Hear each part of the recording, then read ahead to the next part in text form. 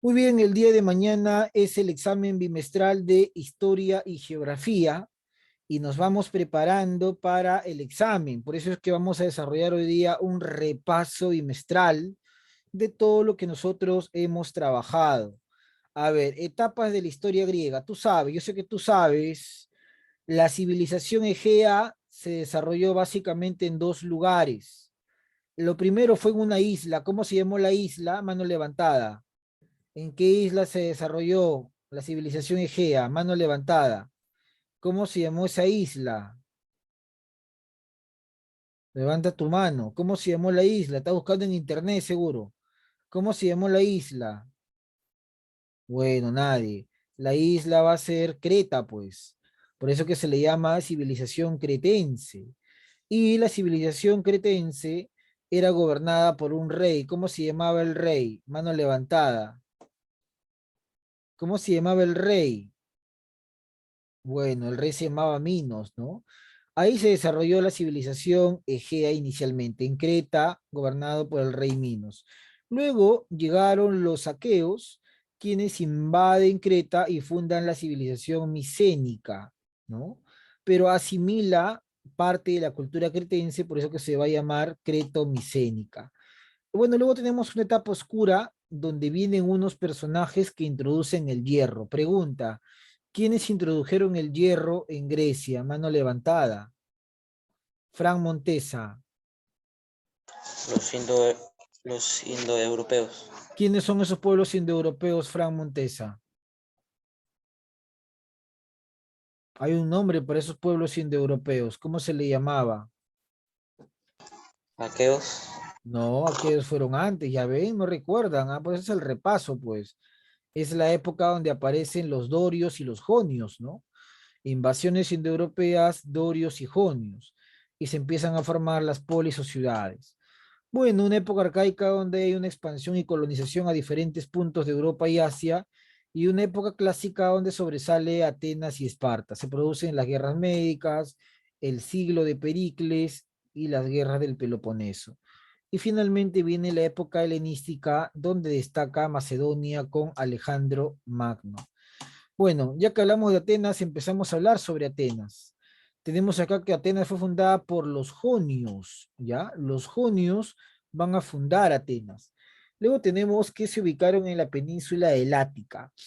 ¿Cuál es el dios más importante de Atenas? Mano levantada. Fran Montesa. Atenea. Muy bien, ¿no? Atenea. Ahí está Fran Montesa. Dios más importante de Atenas es Atenea, ¿no? Ahí está. Diosa de la sabiduría. ¿Ah? Estamos repasando nada más, ¿ah? Península Helática fundada por los jonios. La sociedad era igualitaria, clasista o esclavista. ¿Qué dices tú? Levanta la mano. Graciela Alca. Esclavista. Claro, habían esclavos, ¿no? Muy bien, Graciela, muy bien, Camayo. Camayo Chalén también me escribe, ¿no? Camayito, famoso Camayito. Ahí está. Muy bien.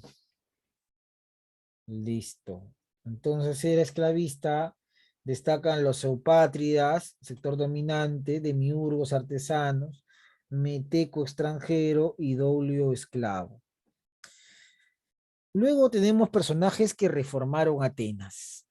Hay uno de los sabios o uno de los reformadores más importantes de Atenas que se encargó de eliminar la esclavitud por deuda. ¿Quién eliminó la esclavitud por deuda? Fran Montesa, te escuchamos. Clístenes. No. ¿Quién? ¿Quién fue? ¿Quién eliminó la esclavitud por deuda? Yo sé que tú sabes. Yo sé que tú sabes. Mano levantada.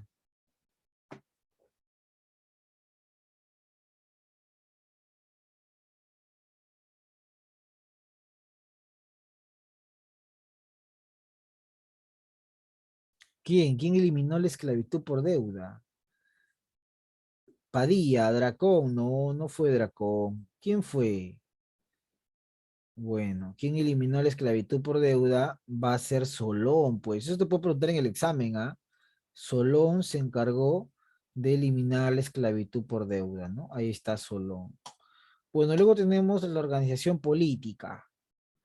¿Ya? A ver, pregunta, en política, ¿cuál es el gran aporte de Atenas al mundo? Mano levantada. ¿Cuál es el gran aporte de Atenas al mundo? Mano levantada. Estamos repasando nada más, ¿ah? ¿Cuál es? Levanta la mano y participa, pues, levanta la mano. En política, ¿cuál es el aporte de Atenas al mundo? Levanta la manito, pues, nadie. Muy bien, Fran, en el chat. La democracia, ¿no? Correcto, Fran. Ahí está. Montesa. Muy bien, Montesa. Listo. Entonces hay una evolución de la monarquía a la democracia que se convierte en el principal aporte, ¿no? Dentro de los órganos políticos tenemos la eclesía, una asamblea popular, bulé, consejo de 500, que se encargaban de básicamente elaborar, ¿no?, las leyes. Areópago, el Tribunal de Justicia, que veía temas más importantes, y Eliastas temas menores o asuntos judiciales bastante simples o comunes, ¿no? Ahí está entonces Atenas. Luego tenemos Esparta. Esparta se ubicó en qué lugar, mano levantada. ¿En qué lugar se ubicó Esparta? Estamos recordando nada más, ¿ah?, para el examen. Fran, te escucho, Fran. Península del Peloponeso. A ver, muy bien, Fran, ¿ah? Excelente. Muy bien, Fran. Siempre participando en las clases de historia y geografía a lo largo del año. Muy bien, ahí está. A ver, entonces la península del Peloponeso es el lugar donde se desarrolla Esparta. ¿Cuál es el dios más importante de los espartanos? Fran, te escuchamos, Fran. Ares. Ares, ¿no? Ahí está, Ares, llamado el dios de la guerra, ¿no? Muy bien, Fran, ¿ah? Felicidades, ¿ah? Siempre a lo largo del año escolar participando. Muy bien, Fran.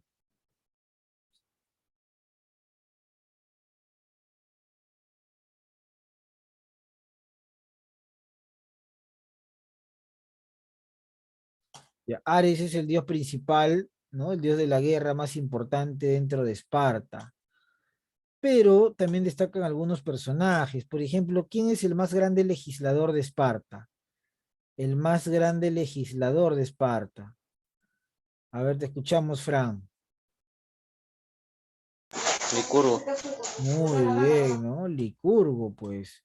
Ahí está. El más grande legislador o reformador en Esparta va a ser Licurgo, ¿no? Quien se encargó de impulsar o de establecer estas costumbres espartanas, por el cual cuando un bebé nacía, lo examinaban para ver si tenía alguna malformación física, y si fuese así, lo arrojaban, ¿no? Ellos buscaban prácticamente soldados. Esparta era una sociedad muy guerrera. Sociedad esclavista, los esclavos eran llamados ilotas, ciudadanos espartiatas, pericos o extranjeros, ¿no? Eran hombres libres, pero no tenían derechos políticos. Fueron fundados por los dorios.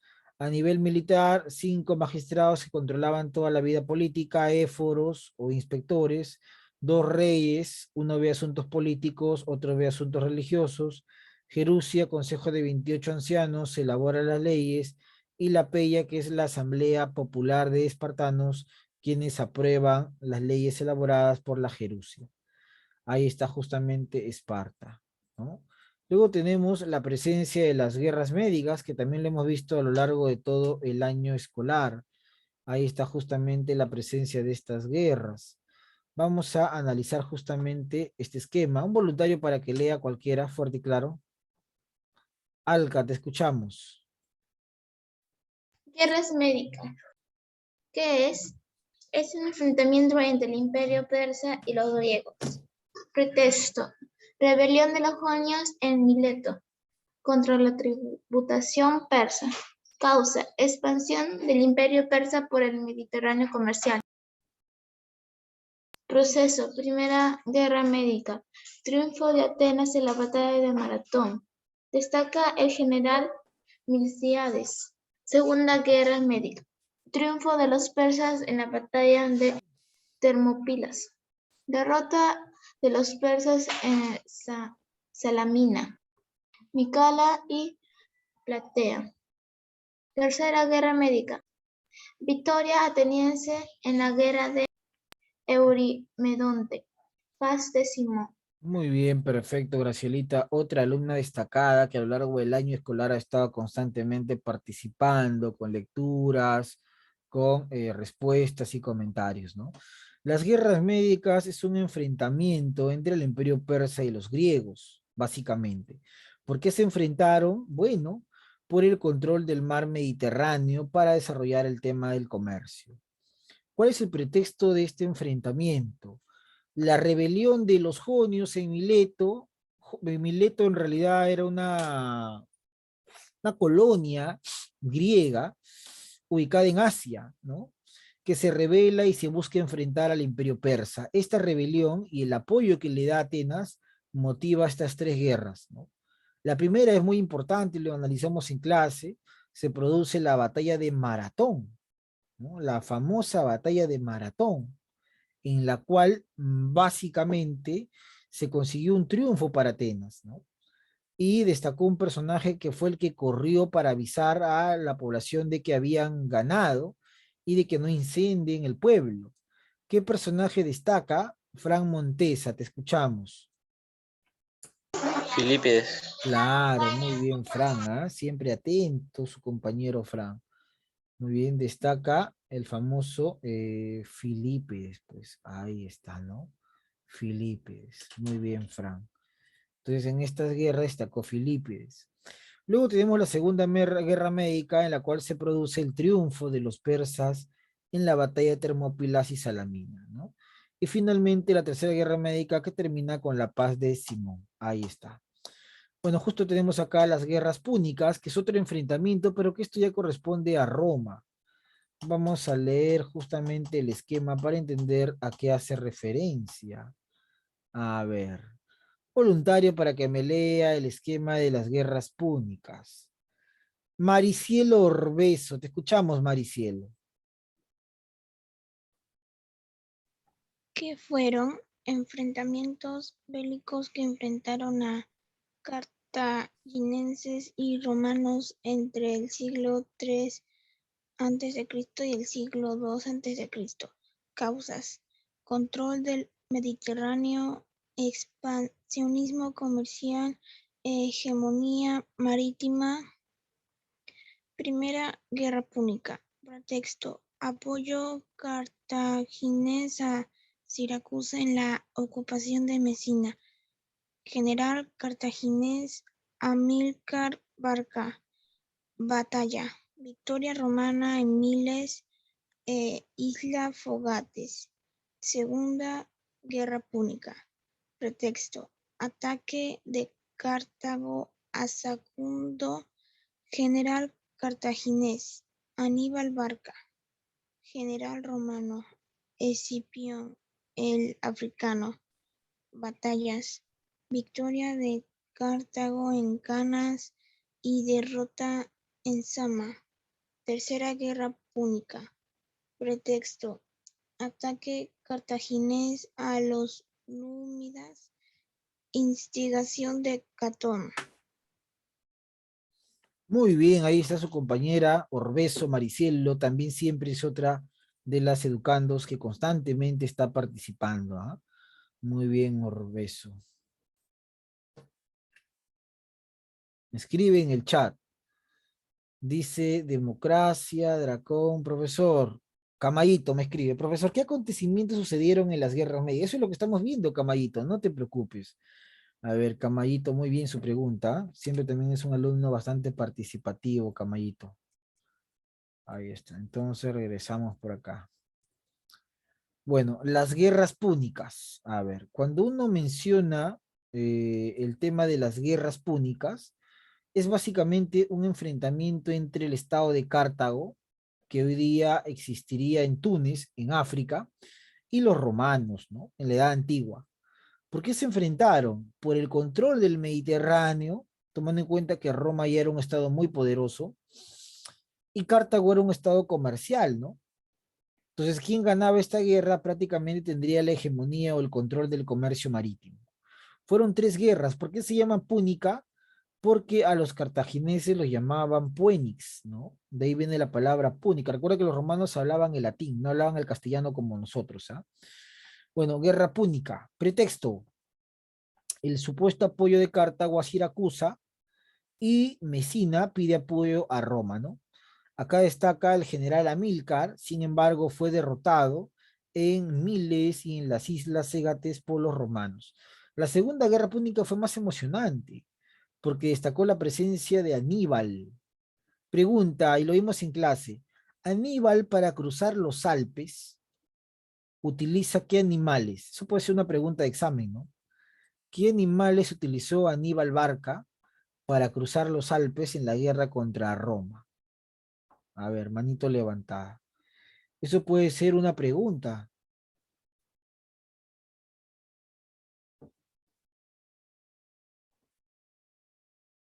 Caballo, me dice Graciela. No, Graciela, no utilizó caballo, ya se han olvidado. ¿Ah? Muy bien, Frank, excelente. ¿Ah?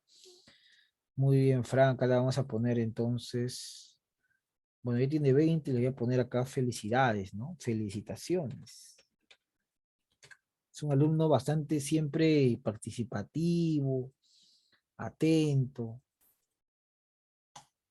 Bueno, lo cierto es que para cruzar los Alpes, como bien escribió Fra en el chat, Aníbal utilizó elefantes, ¿no? Esa es una respuesta que podrían dar en el examen. Estuvo muy cerca prácticamente de destruir Roma. Sin embargo, él consideraba que los niños y las mujeres no tenían la culpa.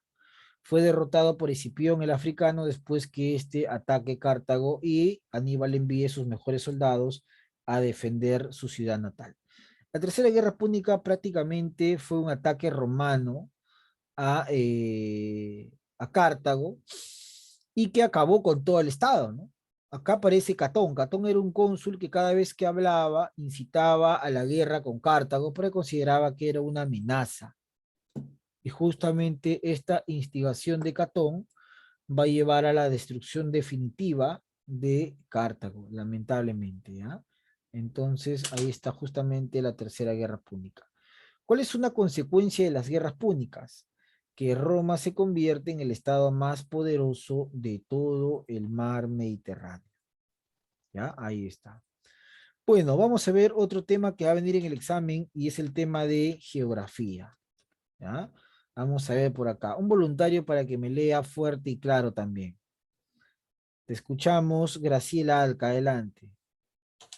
Tesis de la 200 millas, planteada por el presidente de Estados Unidos, Harry Truman. Esta tesis sustenta que los países deben tener dominio y soberanía del mar hasta las 200 millas.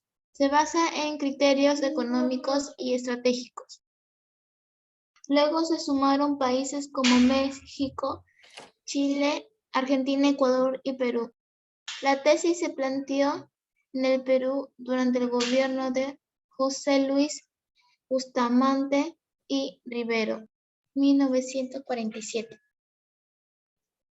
Bustamante decretó que la soberanía nacional se extendía al zócalo continental y los mares adyacentes a las costas continentales e insulares del territorio peruano, asimismo al espacio aéreo que cubre todas las 200 millas. Muy bien, ¿ah? Excelente, Gracielita Alca. Como siempre, una alumna también bastante participativa durante el año escolar, ¿no? Muy bien, Graciela. Entonces, por acá. Alca Ortiz Graciela. Muy bien, ¿ah? Siempre bastante participativa vuestra compañera. Bueno, ¿qué podría preguntarte yo en el examen bimestral? Eso también es otra de las cosas que debes tener presente, ¿no? Con respecto al mar peruano.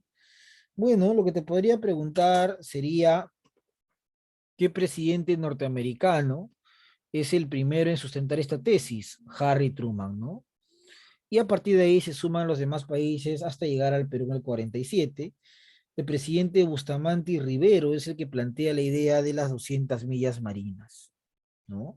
sosteniendo que la extensión del zócalo continental se prolonga y debido a esa prolongación, el Perú debería tener acceso a ese control o espacio marítimo, que nos ha beneficiado mucho en el tema pesquero. Justamente características del mar peruano también, y lo vimos en clase pasada, ¿no? Recuerden que el mar peruano tiene dos sectores bien definidos, el sector norte y el sector central y sur, ¿no? Son dos de los sectores bien definidos del mar peruano. Oye, vamos a ver por acá algún voluntario o voluntaria para que me lea esa parte. Cualquiera que levante su manito rápidamente, algo faz. Almendra, adelante Almendra, te escuchamos. Características de los sectores del mar peruano. Mar cálido. Aguas cálidas. 21 centígrados. Debido a la latitud y corriente de El Niño. Menor salinidad. 33 gramos de sal por litro de agua. Azulado. Debido a la escasez de fitoplancton. Predominan aguas frías de 18 centígrados debido al afloramiento. Alta salinidad, 35 gramos de sal por litro de agua. Color verdoso debido a la abundancia del fitoplancton. Muy bien, Almendra, excelente, ¿ah? Entonces, Almendra también.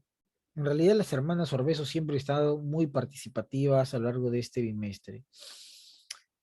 Watanabe, profesor, buenos días. Perdón por la tardanza, es que se me había ido el internet. Ok, Watanabe, no te preocupes. Bueno, características de los sectores del mar peruano. Habíamos dicho que el mar peruano tiene dos grandes sectores, norte, centro y sur. Y en el norte, pues, destaca la influencia de la corriente del Niño, ¿no? La presencia del mar cálido, básicamente, ¿ya? Y tenemos acá justamente algunas características. Yo puedo preguntarte en el examen, ¿cómo son las aguas en el norte? Tú me respondes cálidas, por encima de los 21 grados centígrados. ¿Por qué razón son cálidas? Por la latitud, está muy cerca del Ecuador y por la corriente del Niño, ¿ah? Escuchando para el examen. ¿Cómo es la salinidad en el norte? La salinidad es menor, menor si lo comparamos con el sur, 33 gramos de sal. ¿Por qué hay menor salinidad en el norte? Porque hay un tema de mayor precipitación, pues. Las lluvias del norte generan que las aguas pierdan su salinidad, ¿no? Las lluvias torrenciales del norte. A su lado, debido a que como hay menor salinidad, hay una escasez de fitoplancton, que es este alimento unicelular de los peces. En el mar frío predominan aguas de 18 grados centígrados debido al fenómeno del afloramiento. Pregunta, mano levantada. ¿Qué cosa era el afloramiento? A ver quién me explica. Eso puedo preguntar en el examen de mañana, ¿no? Explica qué es el afloramiento, puede ser una pregunta. A ver, te escuchamos, Gracielita Alca. Tu opinión importa en esta clase. Es el ascenso de aguas más profundas hacia la superficie por influencia de los vientos alisios. Muy bien, correcto, ¿no? Ahí está entonces la respuesta de vuestra compañera. Es el ascenso de las aguas profundas, ¿no? ¿Y por qué ascienden estas aguas? Por los vientos alisios y también por la forma del zócalo continental. Recuerden que el zócalo en la costa central es amplio, ¿no? Al ser amplio hay un mayor ascenso de los recursos. Entonces el afloramiento es el ascenso y este ascenso va cargado de recursos como por ejemplo el fitoplancton. Ahora, en el mar de Central y Sur hay una alta concentración de sales. ¿Por qué, profesor Luis, hay una alta concentración de sales? Bueno, entre las razones que evidencia la alta salinidad es la presencia de la cuenca del Pacífico, ¿no? La desembocadura de los ríos costeños, ¿ya? Hacen que estos ríos arrastren minerales y erosionen las rocas. Y en las rocas se presenta la sal también, ¿no? Minerales. Eso genera un incremento de su salinidad, ¿no? Alta salinidad. Y también el tema de la evaporación, ¿no? La evaporación de la costa central y sur hace, ¿qué es la evaporación, profesor? La pérdida del vapor de agua, ¿no? La pérdida del vapor de agua hace que se genere esta alta concentración de sal, ¿no? Entonces, dos factores. la desembocadura de ríos que desgastan las rocas y eso genera la presencia de sales. Y el otro factor es la evaporación del agua, el vapor, y eso también genera la salinidad. Bueno, es un color verdoso porque abunda el fitoplancton y el fitoplancton es un alimento de peces como la anchoveta, recurso fundamental en la alimentación del poblador costeño. Luego tenemos el relieve submarino que también nosotros lo hemos trabajado en la sesión de clase.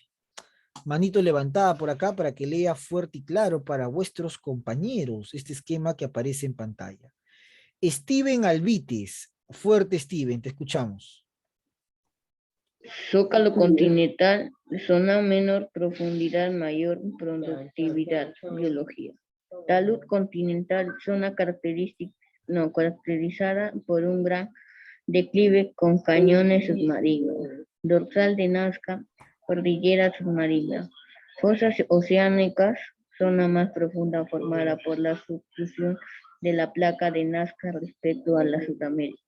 Fondo o llanura oceánica, gran extensión del fondo marino caracterizado por ser llano. La fosa marina se forma por la subducción de la placa de Nazca. La zona más profunda se ubica frente a Tacna. Muy bien, Albites. Vamos a colocarte por acá tu punto en participación. Albites Steven, ¿no? Ahí está Albites Steven. Entonces, su compañero nos ha leído el tema del relieve submarino.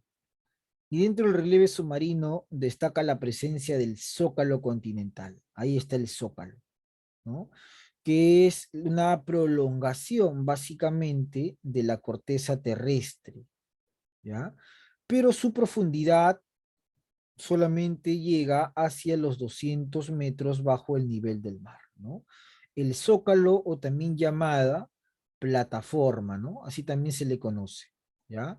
Zócalo, o también llamada plataforma, ¿no? Es una zona fótica porque se da la presencia de la luminosidad y la fotosíntesis. Bueno, luego tenemos el talud, ¿no? Que es ya una parte mucho más profunda, mucho más empinada, básicamente, ¿no? El talud.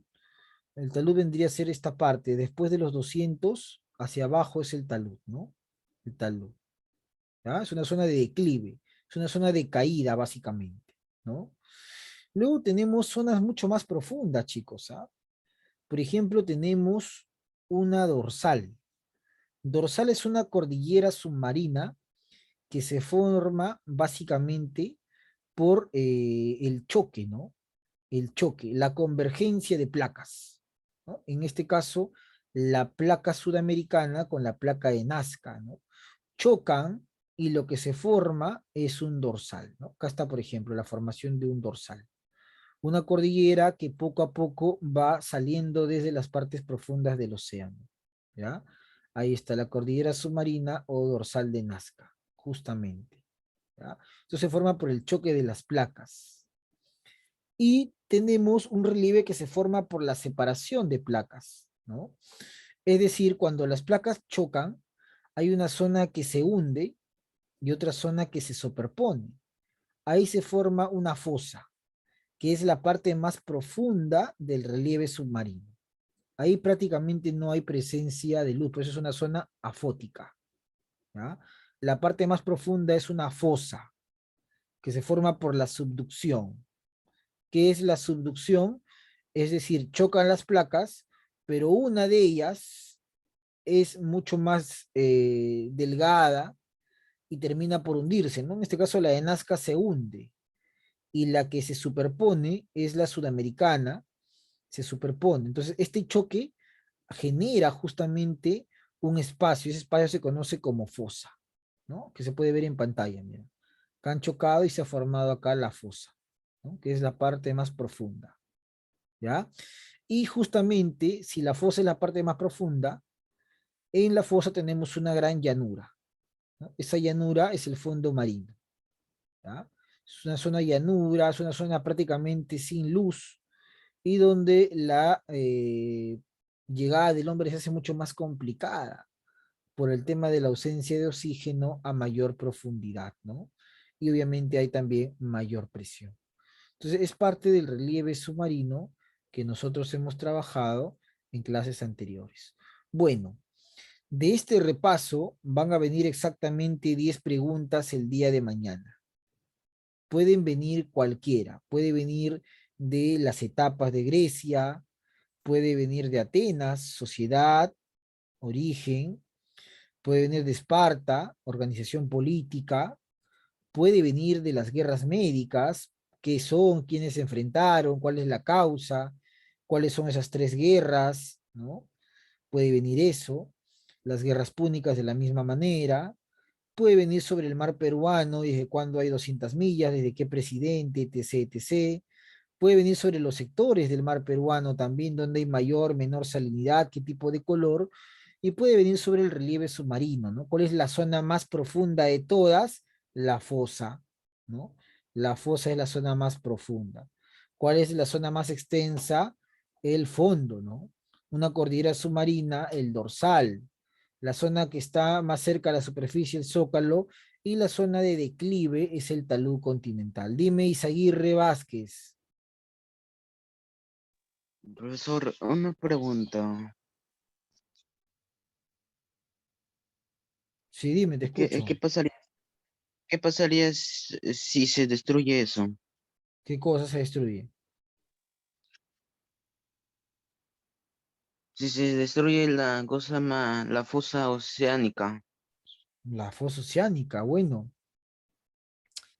No se va a destruir porque es una zona que se ha formado justamente por la superposición de placas, ¿no? Entonces, es Pero la si hay zona. si hay un terremoto y si se abre el suelo, ¿qué pasaría? No, es que los terremotos pueden afectar el continente, la zona continental, no se llama el epicentro, como puede afectar también la zona marina, el hipocentro. Pero es que es una zona tan profunda que para que se rompa o para que se fracture, que sería la palabra más correcta, que se fracture, la presión tendría que ser muy fuerte. Y si en todo caso se fractura, habría una salida de magma, ¿no? Porque a partir de la fosa encontramos el manto. Y el manto es una zona que contiene gran cantidad de magma, material viscoso. Habría una salida de magma y eso evidenciaría la formación de un volcán, ¿no? Como sucede muchas veces en el Pacífico. En el océano se han formado muchos volcanes, ¿no? A raíz de la salida del magma. Ahí está mi estimado Isaguirre Vázquez. Ok, gracias, No te profesor. preocupes, pequeño. Ahí está entonces, muy buena pregunta, Isaguirre, ¿no? Si se fractura esa zona, se podría dar la salida o la superposición del magma. Bueno, chicos, acá nos quedamos. Espero que mañana tengan un buen examen bimestral, a estudiar para el repaso y cerrar bien el año escolar. Muchas gracias, cuídense mucho, saludos.